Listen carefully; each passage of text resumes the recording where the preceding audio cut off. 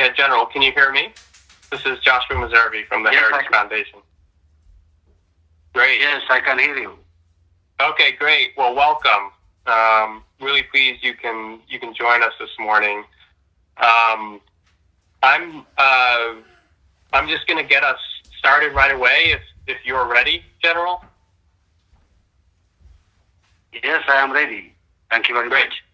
Okay, super. Well, welcome everybody.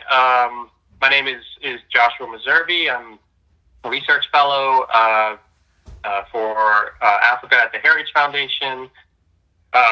Really pleased that General Tsadkan has agreed to join us this morning to give his perspective on the conflict in Ethiopia. I'm going to move very quickly because we have lots of people and not a lot of time. So General Tsadkan, of course, is one of the most important strategic thinkers of his generation in all of Africa, I would say. And he was the first chief of staff of the Ethiopian Defense Forces.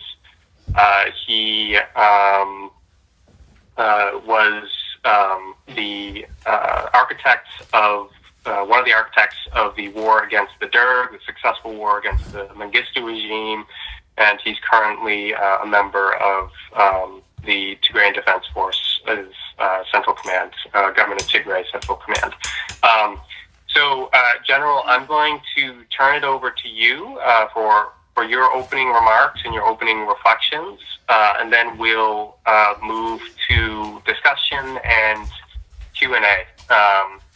So the floor is yours, General. Okay, thank you very much. Thank you for the introduction. As you have suggested and as the format of the discussion, I will give a brief discussion of what is on the ground with regard to the war that is being waged. It's not an ordinary conflict, it's a huge war. And at the same time, I will discuss some issues with regard to the peace process. And then there will be a question and answer session. First, what I would like to say is say something about the situation on the ground with regard to the war. This meeting is being recorded and or transcribed. Resumption of war started a month and a half ago. There were various fronts that the war was being conducted. At this time, the main effort of the government of Ethiopia and government of Eritrea jointly has concentrated mainly on the southern front, starting from Waldia up into Tigray, and western front, which is from western Tigray, Walkait, Badime area to Ndasilase, to Shire Ndasilase. Their target is to reach Shire Ndasilase. In this, all Ethiopian forces, there are 8 commands in Ethiopia. One command consists of 3 corps, and one corps in one corps there are 3 divisions. Altogether in one command there are around 12 divisions. There are 8 commands in the Ethiopian army currently, besides the commando and Republican Guards. And in addition to this, there are around 19 divisions of Amhara Special Forces. All those forces are fighting now against the Tigrayan government, Tigrayan authority. 5 of the commanders are in western Tigray, out of which 3 are attacking Tigray from Eritrea, northwestern command, eastern front, Eastern Command and Southern Command, plus 3 commando divisions. 2 commanders are attacking from western Tigray, from the direction of Gondar to Adarkai, and from the direction of Walkait towards the town of Shararo. Two commanders and special forces are attacking. 2.5 or something like that are attacking from the direction of Voldia. So those are the forces that are attacking the forces of Tigray. On top of this, all Eritrean forces, including reserve, have been mobilized.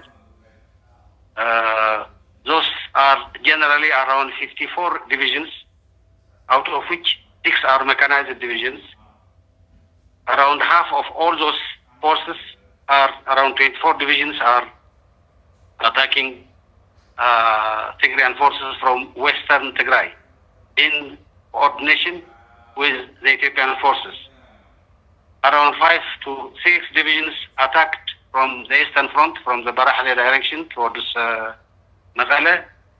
And I think you might have heard what has happened. This force has been temporarily neutralized. Whether the Eritrean forces will continue to mobilize forces in that direction and attack Mekelle is something that we are going to see in the future. The rest of the forces of Eritrea are in the highlands of Eritrea, around Zalambisa, Tarha, and Mandafara, Adhuala direction. In the whole war, the main support of mechanized forces is from Eritrean forces. The Eritreans have relatively more mechanized units, more tanks and more artillery. They have a huge arsenal of ammunition. They don't have any problem because they have taken a lot from the Ethiopian army, and they are being replenished continuously from Addis Ababa. Logistical support is from Eritrea. Aerial support, we have to confirm yet, but including drone support is coming from Asmara, from Eritrea. Command both as a strategic and operational level is mainly vested on Eritrean generals. So the main architect and implementer of this war is Eritrea, the Eritrean government, with the permission, close coordination, and invitation of the Ethiopian Prime Minister. In this huge war where close to around 1 million people from both sides are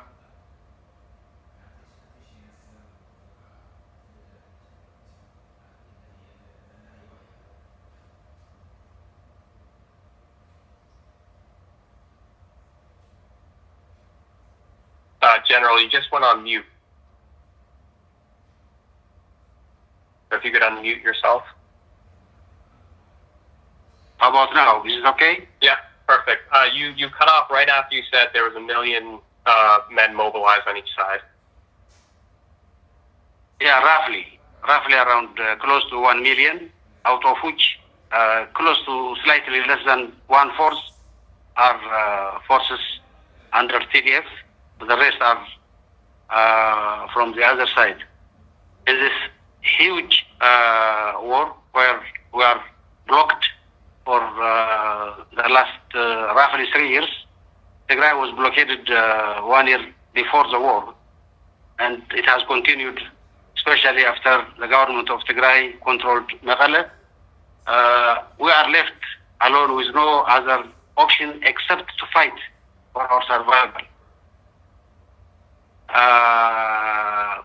It is a declared intention of both the government of Abiy Ahmed and the government of Isaias Afwerki to finish not only TPLF and its associates, but Tigrayans in general, because of who they are. This war is, in my opinion, a regional war. It has extremely far-reaching implications. If they get their way, the whole geopolitical landscape will change. Isaias will be the boss of the region. He has already brought Abiy Ahmed into his pocket. Abiy Ahmed doesn't have any other alternative except to obey what Isaias as tell him. It is public secret that Isaiah's next target is Sudan. So the whole region, if Isaiah could break the resistance of EDF and the Tigrayan people, he is out to dominate the region and implement his version of governance, which is very much known. I don't need to go into that detail. So this is the consequence. And on the other hand, if the Tigrayan resistance prevails, there will be a chance for the region to restructure the whole politics in a way that benefits the general public, all Ethiopians, including Eritreans as well. So it has far-reaching strategic implications in shaping the geopolitical situation in this part of the world where,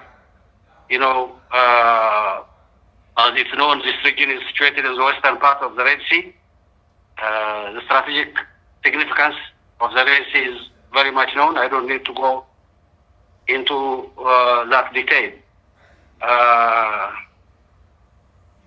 Above all, even if they win, even if, which is not a foregone conclusion, which is difficult because we are fighting for our survival and we'll fight on how we know to fight. But hypothetically, if they win, there will not be peace. Almost half of Ethiopian defense forces are in Eritrea.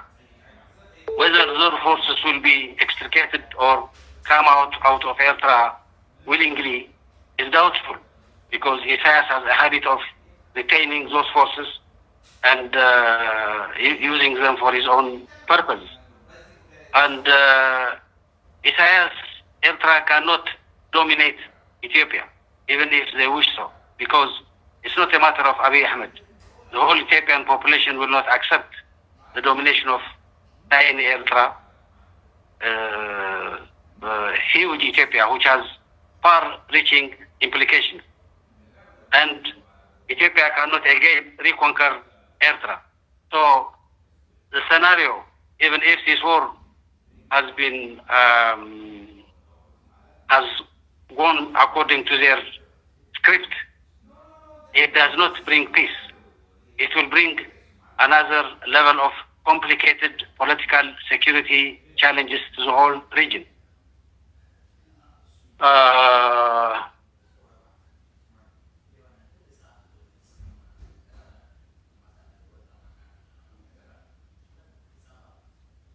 Of course, there are other actors in the region which have come to this region as well. For example, I don't think anybody could predict clearly what the role of the Russians and the Middle Eastern countries will be in this part of the world, because there is a relationship, established relationship.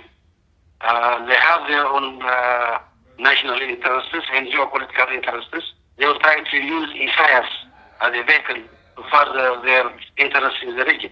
So not only there will not be peace in the region, but it will be an internationally complicated geopolitical situation because of the strategic nature of the areas that we are talking about. So if I say this much about the nature of the war, who is actually leading and the architect of the war, the next issue will be how do we extricate ourselves from the current predicament that we are in.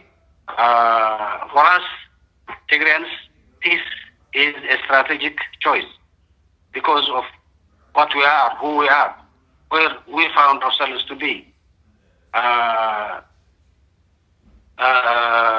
Only we demand that there is a credible and impartial peace process. We don't want to be controlled and dominated by other forces. We want to have a fair share of our role in the political dispensation of Ethiopia. But the current arrangement is such that the desire is to not only dominate and control Tigray, but exterminate the population. I'm not talking to exaggerate the situation. They have done it in the past. They will continue doing it in the future.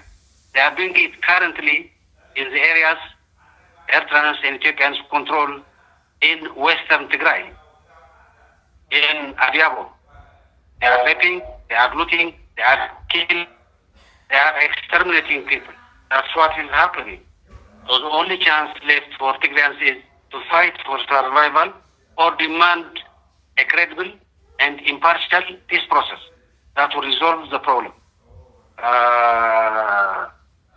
We have negotiated, confidentially, but now I don't think it's no more confidential process. I don't need to go into the details. We have met 3 times with the Ethiopian authorities.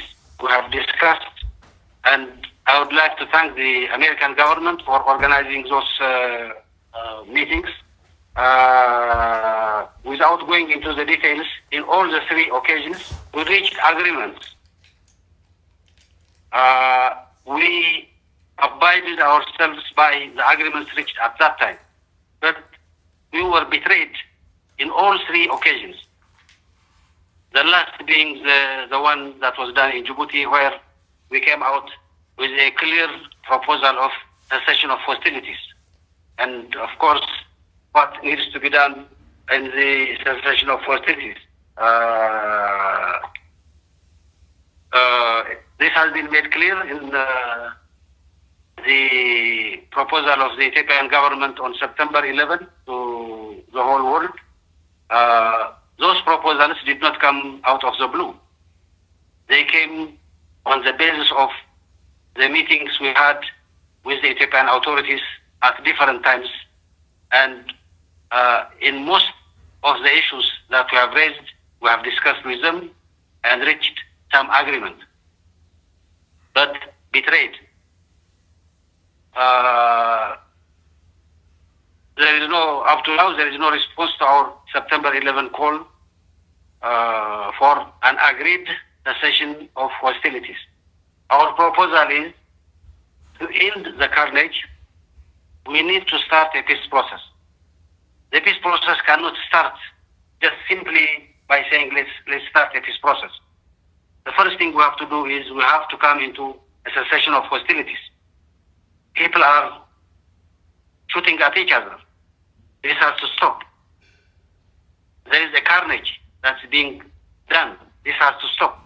The first thing to do this is a cessation of hostilities. As you all know, cessation of hostilities is transitory. It can go to peace or it can go to war. We, from the Tigrayan side, would like it to go into a peace process. We don't want it as a truce. We want it to go into a peace process where we agree a credible and impartial peace process. The objective of the cessation of hostilities has to be to create a conducive environment for the peace process to resume and peace prevail in Ethiopia. To do this, there are certain things that we feel have to be done. Number one, the cessation of hostilities with its clear objective of, putting it to lead us into a peace process. Certain conditions have to be fulfilled. Those certain conditions are conditions that are not negotiable by international law. There has to be unfettered access for humanitarian aid. The services has to resume. It shouldn't have been blocked in the first instance. The constitutional boundary arrangements have to be respected, because this is not only an issue of Ethiopia, but it's an issue of Tigray, but it's an issue of Ethiopia as well. It could be discussed in appropriate time, but this has to be accepted as a modus operandi of the government with regard to border issues. Foreign forces has to go out, because in the presence of foreign forces, not only simple spectators, but the main architects of the war, there will not be peace. So during the cessation of hostilities, those forces has to go out. The force that has invited them, is cooperating with them, working with them, has to publicly tell them to go out of Ethiopia, out of Tigray. And there are other two important things that we feel should be fulfilled during the cessation of hostilities. Number one, there has to be a credible and impartial peace process architecture agreed. This peace process architecture has to have within itself, important structures like, mediators, like a group of panelists who mediate the process. Those have to be credible and agreed by both parties. And if there is no agreement on by both parties, there are mechanisms to resolve this. There has to be international guarantors, simply to see the process go through and be finalized. More than that, the peace process needs a safeguard, to be safeguarded, because there are external actors who doesn't want this process to hold. The international guarantors have to give guarantee to the whole peace process, and at the same time secure the peace process itself, diplomatically, economically, whatever it takes. There has to be international experts who advise on the integrity of the peace process. There has to be a monitoring and verification mechanism to see that agreements are carried out properly. When we say this, we are saying we are ready to commit ourselves to such an arrangement. We would like the international community to commit to such an arrangement as well. We would like our partners, if they are serious, to commit to such an arrangement. A credible, impartial, properly designed and agreed peace process architecture, we feel would help us resolve this process. Once this is agreed during the cessation of hostilities, there has to be some kind of a declaration of principles as well, which directs the trajectory of the peace process. The parties have to agree to certain principles to go into and respect in order to continue the peace process. Those are the demands you ask. We feel those demands are not only fair, but at the same time, it demands us to be committed to the peace process. There is, there is a propaganda activity that tells, the Tigrayans know how to fight, they don't want to go to peace. Well, given our circumstances, if we are forced between subjugation, control, we'll fight. But we would like to have a fair and credible, impartial peace process, internationally designed and accepted, and we would like to abide ourselves by that process, and will accept whatever comes out of that process. We made this clear. The Ethiopian government rejected it. They told us they didn't want to go into cessation of hostilities, and they didn't respond to our call. After the cessation of hostilities and what needs to be done within a certain period of time during the cessation of hostilities, then we can have a robust, credible, impartial peace process. We are ready to commit ourselves to such a process. We are ready to commit ourselves to an agreed cessation of hostilities. I would like to say something about, the Africa. We have agreed on African-led process, but this shall not be, meant a carte blanche to African Union to impose whatever they think is a proper peace process upon us. It has to be discussed and agreed between the parties, not only between us, but between us and the Ethiopian government as well. Up to now, we haven't heard anything from the African Union. Nobody has contacted us. Rather than designing a robust, credible, impartial peace process, the issue has become Mr. Obasanjo. Our misgivings on the African Union and our opinion on Mr. Obasanjo has been made clear.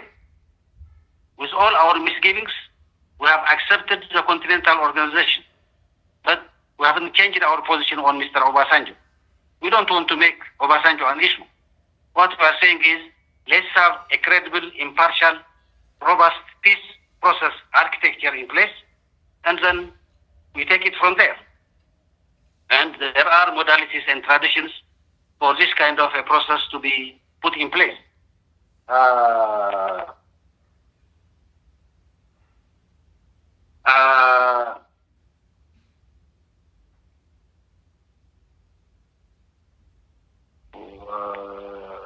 For the people of Tigray, as I said earlier, we don't have any other choice except to go into a credible, impartial peace process or fight for our survival. I don't know how much we have explained this, the international community, but generally the feeling we have is Abiy Ahmed and Isaias Afwerki have been given a blank sheet of paper to write whatever they want, to do whatever they want, to finish the whole situation by war and continue their extermination of the people of Tigray, as they have done it in the first round of fighting and continue to do in the second round of fighting, where their forces control some areas, northern Tigray and western Tigray. So we don't want this to continue. If this is a choice, we don't have any other choice except to fight. But we are demanding the international community to have in place a proper, credible, impartial peace process, as I explained earlier. This starts with an immediate agreed cessation of hostilities. Once we stop shooting at each other, then and do certain things that will create a conducive environment for peace, then we go into a peace process that will culminate in a comprehensive ceasefire agreement. That comprehensive ceasefire agreement, in our opinion, will lead us into an all-inclusive political dialogue, where all political parties in Ethiopia participate, including us, and then try to resolve the political predicament of this country in a manner where people's voices are properly heard. Whether the current Prime Minister will continue as a Prime Minister or not is up to the people of Ethiopia. They have to choose their leader, and that's how it should be decided. But one thing that has to be clear is the fate of the state of Ethiopia and the fate of one leader are two different things. The fate of the state of Ethiopia is now under serious jeopardy. We are begging, let's go into a peace process and try to save the state of Ethiopia.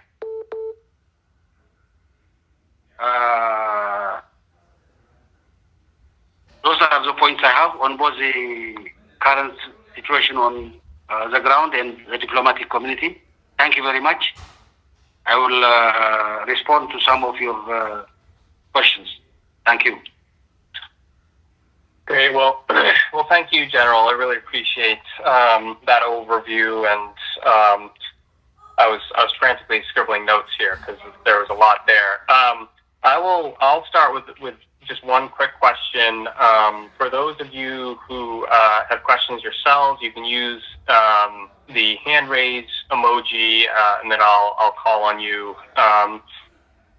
So General, could you talk a little bit about the coordination between the Eritreans and the Ethiopians? Have you seen any sort of tension in that relationship, or from your perspective, has it been fairly seamless?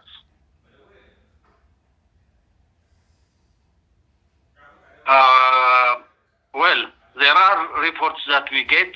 There are tension at the operational and tactical levels between the Ethiopian army and the Eritrean army. But for me, with regard to the bigger picture, with regard to the strategic alignment, as long as Isaias and Abiy are in power, I don't think that will matter much. The military of both countries do whatever they are ordered to do, and they are doing that. Whatever small tension or disagreements might be there, at present are inconsequential. So that's how I see it. Great, thank you. So I'm going to start calling on people for questions. Please identify yourself before you ask your question. I also just wanted to remind people, as I stated in the email, this is on the record and it is being recorded. So just a reminder for you all. So we will go to Tibor. Okay, General, thank you very much again for joining us. Josh, can you hear me? Okay. General, from your description of the military situation, I can imagine that Prime Minister Abiy and Isaias would feel like that they have an advantage, and every day goes further to their advantage. Can you realistically anticipate that there is a way open for the Tigrayan forces to still have a victory, or at most to protect Tigray? I mean, we all know how difficult the terrain is in Tigray and how impossible it is for a invading army to hold it. So if you have to maintain the military posture, are the Tigrayan defense forces capable of doing that? Again, thank you for joining us. Over.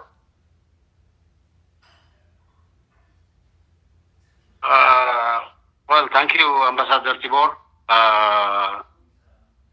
We are fighting a huge war. I don't think it will be easy for me to predict the outcome of that war. If what has happened up to now is an indicator, or what has happened in the past is an indicator, maybe we might, lots of lives will be lost. We might take time, but at the end of the day, I sincerely believe the people of Tigray will prevail because they have justice in their side. They are fighting for their rights. I have fought along Isaias' army during 7 years of armed struggle. I have commanded the Ethiopian forces, and now for the third time, I'm fighting forces and against the forces that I helped create and establish. So up to now, we haven't faced major defeat. Not me, but the people of Tigray. There is no reason why we don't be victorious in the future as well. What are we going to do? I think the Tigrayan people have a way of adapting themselves to the current situation because they don't have any other choice. We don't have an outlet, so we get our bullets from our enemies. We have done that during the 17 years. We'll continue to do that. Our food and provision was being provided by the Tigrayan people, however meager it might be. It will continue to be like that. And Tigrayan soldiers are not, don't have much in terms of luxuries, if I may call it that way. So, lots of lives will be lost. It will be bad. So it's better to go into a peace process and resolve it peacefully. But if we have to fight, we know how to adapt the fighting and we'll continue fighting.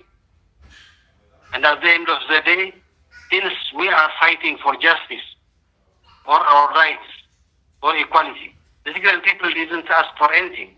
They just elected their own government, and Isaias and Abiy came and started the war. It's not whether the first bullet was shot by Tigray or doesn't matter.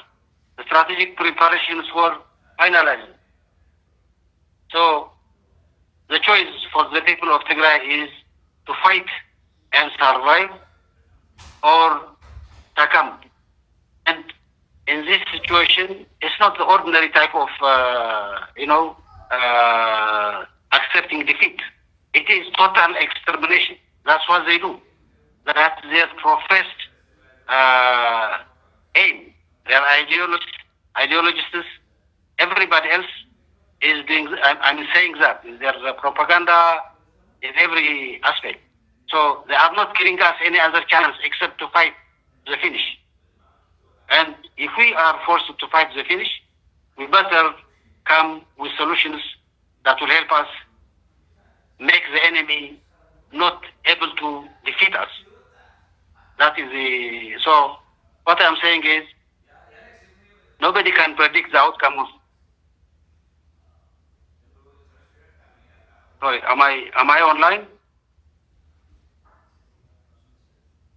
Hello? Hello? Hello, do you hear me? Yes, we can hear you. Okay, fine, thank you. Yeah, sorry, anyway, my mic was not working. We hear you.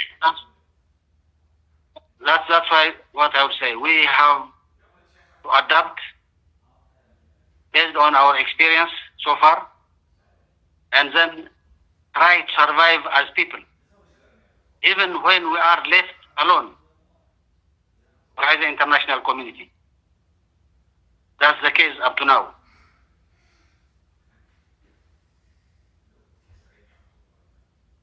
Great. Thank you, General. We have a lot of questions here, so I'm going to ask the people who have questions to make them very short and to the point, please. And again, please remember to identify yourself. So Ted, you are next.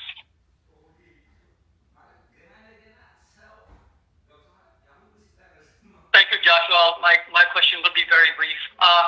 My name is Tewodros Turfe. I am the chairman of the Amhara Association of America. It's an advocacy group here in the United States. General Tzadkan, in the TPLF's most recent statement on cessation of hostilities, the TPLF has no longer set preconditions on the issue of Volkite. We believe this is a positive development and hope this is a sign that TPLF has finally accepted the current status quo and historical administration of Volkite and Raya. As an organization, we have issued multiple statements condemning all human rights violations by all belligerents and have demanded unfettered humanitarian access for all Ethiopians. However, our organization, international human rights organizations, and many media outlets by both Ethiopian and Western have documented gross human rights violations committed by TPLF militias in what amounts to a genocide, including massacre of thousands of Amhara civilians, rape of thousands of Amhara women, millions of Amharas displaced, blocking aid to areas within Amhara region held by TPLF, and destruction of civilian infrastructure. And similar crimes have been committed against Afar civilians by the TPLF militias. How does the TPLF envision a lasting peace between Amharas, Afars, and Tigrays while the TPLF forces continue to commit war crimes? Thank you. Number one, for the record, the government of Tigray, by the way, I'm not a member of the TPLF. I'm a member of the government of Tigray. The position of the government of Tigray is not to accept the status quo. The position is things have to go back to November 2020, status quo ante. The administration has to come to Tigray. Displaced people, about 1,200,000 of them, have to go back to their place, resume their normal life, and if need be, there is an issue to raise about, to whom that area belongs, then there is another constitutional process that we can discuss and agree. But at first, it has to come back to the agreed constitutional administration. So I think you need to get this straight. We did not abandon that precondition. The only thing we said is, let's have a cessation of hostilities and discuss those issues. Second issue is, you can talk a lot about atrocities committed by the Tigrayan forces. I'm not here to enumerate this or that, but the position of the government of Tigray and the position of the leadership of TDF is, let's have a credible organization to verify who committed what kind of atrocities. We have been calling for an international investigation on this issue. If we are found to be guilty, we will live up to it. But we are very confident what our forces have done. We have a proper rules of engagement of the the Tigrayan army. We have penalized our soldiers who have committed crimes, and this and other kind of human rights abuses, human rights crimes, with a clear intent of exterminating the people of Tigray are two different things. In any case, I'm not here to argue whether we have done this or that, but our position is let credible international investigators come, investigate it, and then let the guilty party be known. It is the Ethiopian government who is refusing this, not the Tigrayan government. That's what I would like to say. Thank you, General. So, Sina, the next question to you. Thank you so much. Thank you so much, General Tsadkan, for speaking to us. My name is TsadkanGebretensae. I'm the director for Oromo Legacy Leadership, an advocacy organization representing over 50 Oromo community. First and foremost, I want to say that our sympathy and heartfelt pain to the people of Tigray is the number one thing I want to restate.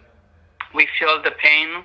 We've seen the atrocity the Ethiopian government, along with the Amhara regional government, Amhara Fanos, and Eritrean soldiers have committed to your people, that I myself, I cannot imagine the pain your people feel. And I appreciate that you're speaking here and telling us, although my people itself is the victim to TPLF, but what's happening to the people of Tigray, it is unimaginable. And your survival is a miracle. May God be with you guys. So my question quickly is, one, why do you think, the U.S. government have not really pushed the Ethiopian government to keep the bargain 3 times? You say that they made a deal. Second, quickly, is the Amhara Fanos. Just this week, over 100 Oromos were killed by Amhara Fanos. Amhara Fanos are accused of genocide in Tigray about a year ago. Right now, there seems to be division, but they have focused their atrocities into Oromia. They've done hundreds of people. They have killed hundreds of people in other regions than Tigray, then back to Oromia. So, what's with your analysis? Because you have not really called out much on the Fanos recent involvement. The third question quickly is about the TPLF and oil-laced relationship. What the arguments is there? If there's something that you can say. And again, thank you so much, Josh, for the opportunity.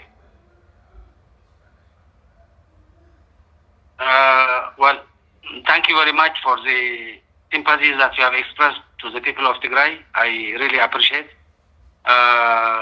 With regard to the issues of the relationship of OLA and TDF, this has been forged some years and a half ago. If at all there is anything, this tells that the Tigrayan authorities and TDF are trying their best to save the state of Ethiopia on the clear understanding and participation of all Ethiopians. That's the whole purpose. This goes to the Amharas, to all sorts of people in Ethiopia. In my opinion, there are 2 clear trajectories of state building in Ethiopia. One is the multinational federal democratic system, which has been established by the victory of the APRDF, with all its problems and excesses. But the trajectory is Ethiopians have to govern their own affairs by themselves and then cooperate in building the Ethiopian state together. The other one is they say, no, we have to have a centralized state where other people shall not be allowed to administer their own affairs by themselves. There is a fight between those 2 ideologies. And this can only be resolved by peaceful process, by peaceful election. If the Ethiopian people elect not by force, but by voluntary democratic process to go into a unitary system, then that's one way of building the Ethiopian state. Or the other one is the other aspect as well. I know what I would like to say is the relationship of the OLA and the TDF or the Tigrayan authorities is based on this multinational federal constitutional arrangement, and it will continue to be so. This does not exclude anybody.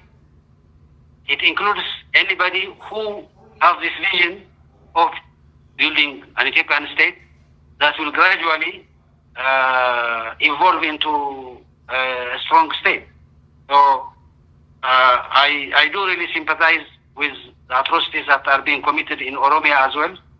And by the way, these atrocities are happening anywhere, not only in Oromia and Tigray, but in many parts of Ethiopia where there is an opposition to the Ethiopian central government. And I thank you very much. Thank you, General. Go to Terry next. Thank you, Josh, and thank you, General Tzadkan, for that detailed briefing. This is Terrence Lyons from George Mason University. I want, in some ways, my question is takes off on the last two questions as well, but let me phrase it a little bit differently. What I kept writing down when I was listening to you and then underlined and then put stars next to was the phrase credible, impartial, and robust peace process. I mean, credible and robust, I think, are clear. Robust, you talked about the need for guarantors and peace process architecture. What is not as clear to me is what you mean by impartial. And let me put my question directly this way. Is it the government of Tigray's position that support for the 1995 Constitution is the impartial position? Or does the government of Tigray see this as a highly contentious position in which other actors to the conflict do not accept? Thank you. Thank you, Mr. Terrence.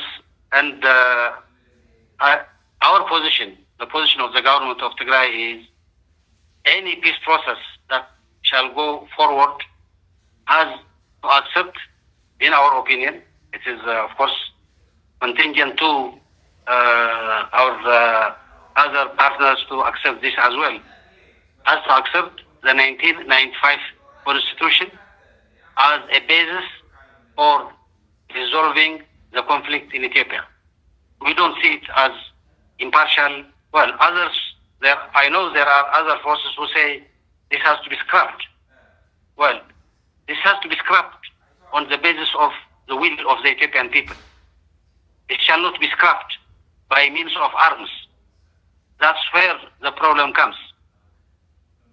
If this is put into a verdict of the Ethiopian population, it gives all chances of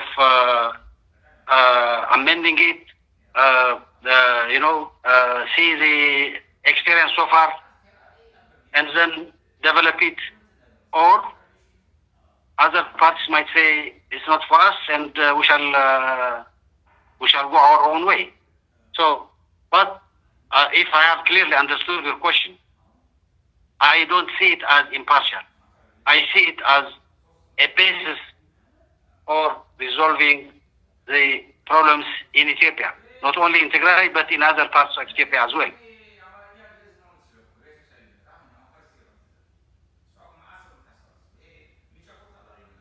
Okay, thank you, General.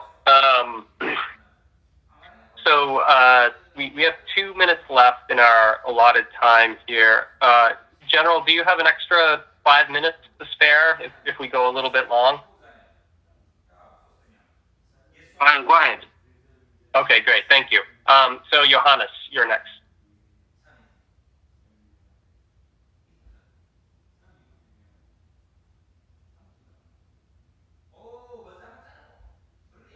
I need to unmute Johannes. Hi, thanks, Josh, for the opportunity, and please allow me to use this opportunity to thank General Tzadkan for his time as well. First of all, my sympathy also goes to the our people of Tigray, but particularly General Tsadkan, I would like also to take this opportunity to witness your commitment to a peaceful resolution of the crisis when it all began. And I'm extremely happy to see you as one of the negotiators along with AntiGenocide-Ethiopia in this process. And it is my prayer and my hope that you will help the international community as well to make sure that this crisis to be peacefully resolved. Quickly, my question to you, General Tsadkan, what do you think is the international community taking so much long in helping this process to end and resolve it peacefully? Do you think the international community, whether the African Union, United Nations, Security Council, are they all coordinated to approach this process and to end the war, or everybody has different agendas? If they do have different agendas, what is their agenda in the whole? Do they have a clarity that they are guided this approach? Because they are not really coordinated, then I think what would be your advice to this international community in this process? That's my first question, John Tsadkan. And I'm extremely again happy that to hear you say how committed you are not only to address the issues in Tigray, but also overall in the country. Your commitment to saving Ethiopia is really, really highly appreciated. And I would like to take this opportunity, General Tsadkan. What would you say to the people of Ethiopia, not just the few people, but I think the majority of Ethiopia who are committed to see a peaceful resolution? How do you want them to support this process so that at the end of the day, we have an Ethiopia that we all wanted to have? So these are just my couple questions to you, General Tsadkan. Well, thank you very much, and nice to see you again in such an arrangement. In any case, for the people of Ethiopia, what I would like to say is, let's stop this madness, let's stop this war, let's agree on cessation of hostilities and discuss our differences, resolve our differences peacefully. I very much know there are so much divergent opinions on the future of Ethiopia, how the Ethiopian state should be managed and developed. This is something that we have to discuss among ourselves and resolve it peacefully. We might not agree on all issues, but as normal in the rest of the world, if there is a genuine participation, then the other issues on the basis of the current constitution could be resolved. I don't need to go into the details of the political discussion because that's a huge issue that has to be faced when we reach there.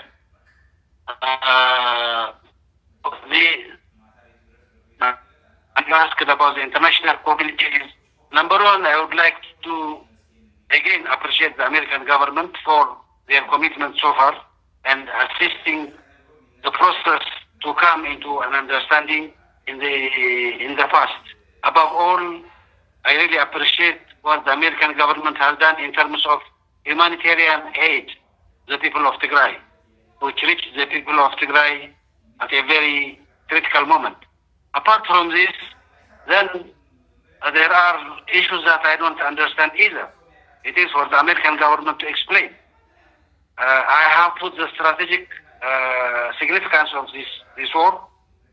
Isaias is the architect of this war. He is leading the whole thing. He has allied himself with the Russians and trying to make it a regional war. And we are here fighting for our right, for our survival. It looks like recently the international community have allowed both Isaias and Abiy to get their way do whatever they can to defeat us militarily for a 1 month and a half, non-stop, day and night fighting. The international community is watching. We are blockaded. We have no outlet. We don't have any resources, but this has continued.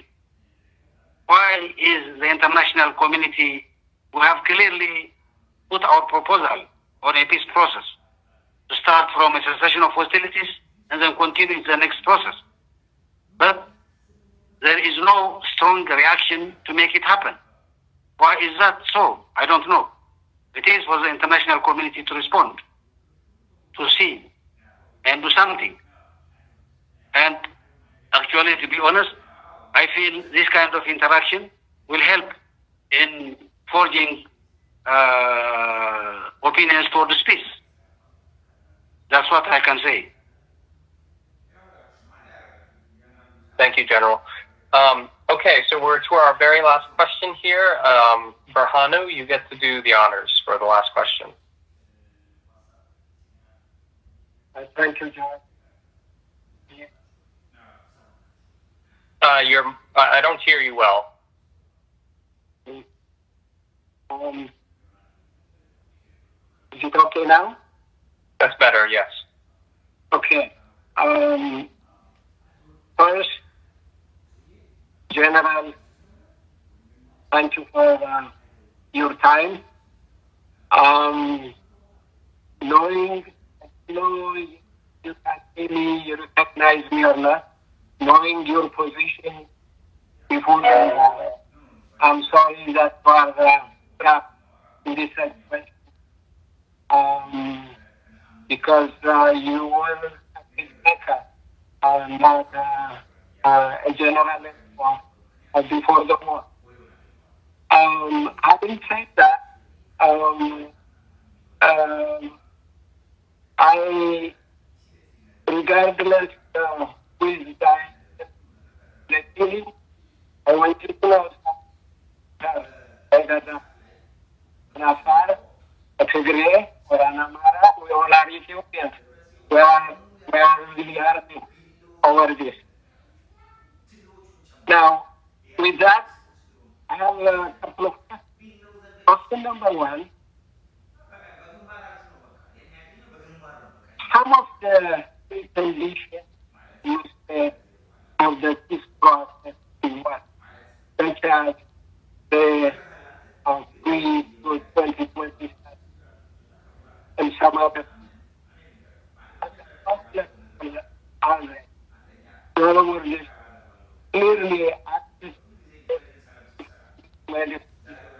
our people. Yeah, Berhanu, I'm sorry. It's very difficult to hear you. Can you get as close to the mic as possible, maybe, and just very quickly give your question? Okay. Can you hear? No. No? I think you're having a microphone problem, perhaps. Yeah. I'm sorry, I can't hear him as well. Yeah, I don't think anybody can. Berhanu, do you want to try one more time? And if that doesn't work, we'll just have to wrap up, I think. Well, I tried.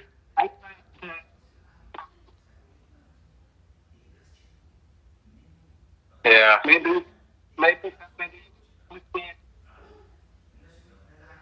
Can you? Yeah. So, no, you're not on mute. It's just the microphone is very foggy and difficult to hear. So I'm sorry, Berhanu. I think we're not able to hear you. So we'll have to wrap it up, I think, unfortunately.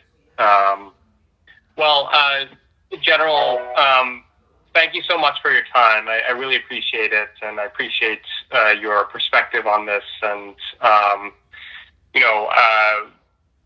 there's sort of a paradox here where you're an accomplished general and military thinker, but I think many people who are know your career are also aware that you're a peacemaker or someone who wishes very much for peace. And I think everybody on this call wishes for that as well. So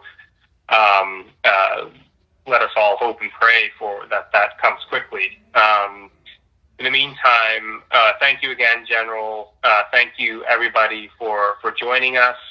Appreciate your time and wish you all the best. And I'll give any final comments to you, General. Thank you very much. Thank you very much. And I appreciate appreciate the participation in this discussion. I hope it will help bringing ideas for this peace. Thank you. Thanks, General. And thank you, everybody who joined. Thanks, John. Thanks, General. Let the peacemakers prevail. Indeed. Thank you. Thanks, Josh.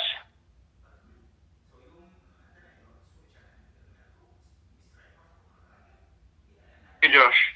Thanks, Josh. Great discussion. Yeah, you did a great job.